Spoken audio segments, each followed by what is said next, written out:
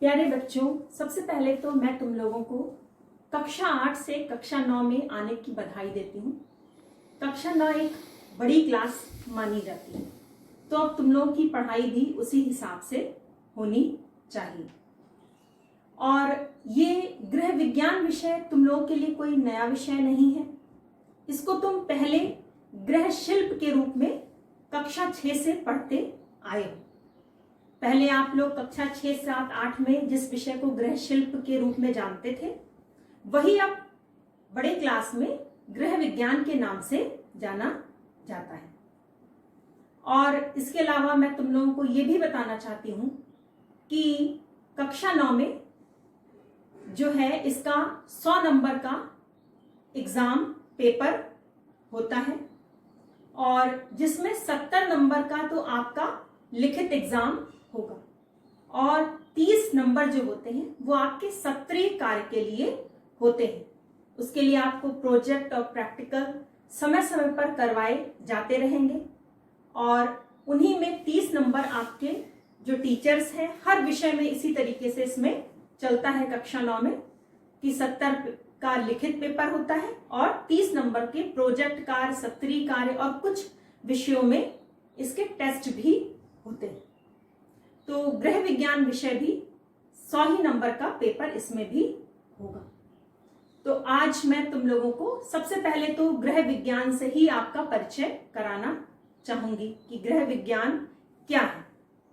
आपने शब्द तो कई बार सुना होगा, गृह विज्ञान।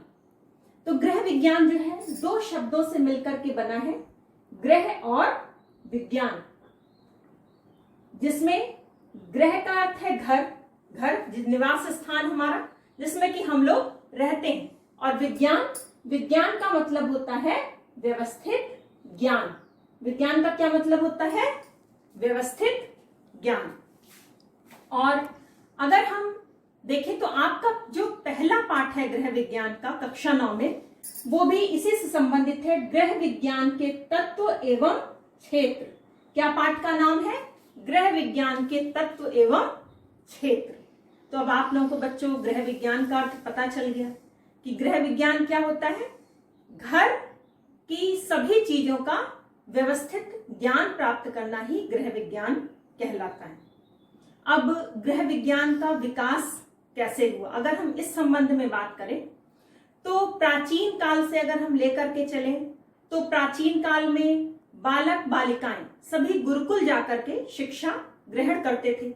वहीं पर लड़कियों को या बालिकाओं को अलग से गृह संबंधी शिक्षाएं दी जाती थी, गृहस्थ आश्रम की शिक्षा दी जाती थी कि उन्हें कैसे घर गृहस्थी चलानी है, और भी अन्य विद्याएं, धनुर्विद्या, ये सब भी लड़कियों को सिखाया जाता था। इसके बाद मध्य युग आ गया। मध्य युग आप लोग जानते हैं, मुगल पीरियड, मध्य युग, उसमें जो है पर्दा प्रथा ज्यादा प्रचलित थी। लोगों ने अपनी लड़कियों को, बालिकाओं को घर से बाहर भेजना बंद कर दिया और उनकी घर में ही शिक्षा की जाने लगी। घर में ही उन्हें भाषा का ज्ञान, संगीत का ज्ञान, संस्कृत का ज्ञान, वेद पुराणों का ज्ञान, किताब पढ़ना, पत्र लेखन आदि सिखाया जाने लगा। फिर आया आधुनिक काल। आधुनिक काल हम मानते हैं ब्रिटिशर्स जब हमारे इंडिया में आए। जब ब्रिटिशर्स आए उन्होंने हमारे देश को तो गुलाम किया, लेकिन इसके साथ ही साथ उन्होंने बालिकाओं की शिक्षा में भी बहुत से कार्य किए।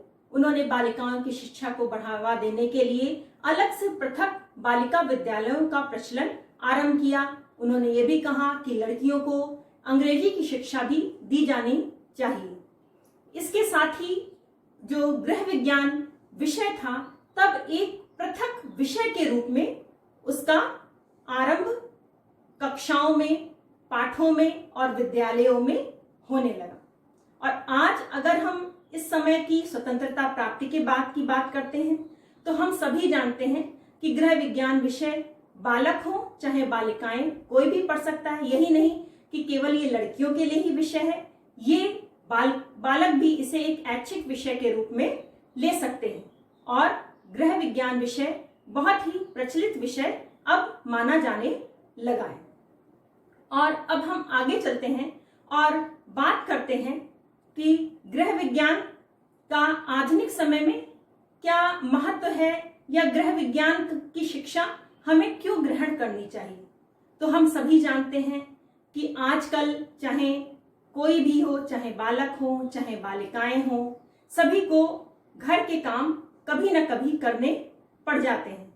आजकल की हम स्थिति को अगर देख लें तो लॉकडाउन हो गया है, घरों में सभी अब चाहे पुरुष वर्ग हो चाहे बालक वर्ग हो, महिला वर्ग हो, जो कामकाजी हैं, सभी घर ही में बैठे हुए हैं। तो सभी ना सब अगर सभी लोग घर के कामों में सहयोग नहीं करेंगे तो एक अकेली गृहिणी पर इसका बहुत ही भार आ जाएगा। तो उस भार को कम करने के लिए, अपने घर को अच्छे से चलाने के लिए सभी का सहयोग गृह के कार्यों में बहुत आवश्यक होता है। और इसके लिए मेरा मानना है घर के कार्यों को करने के लिए गृह विज्ञान की शिक्षा कहीं ना कहीं हमारे लिए बहुत ही आवश्यक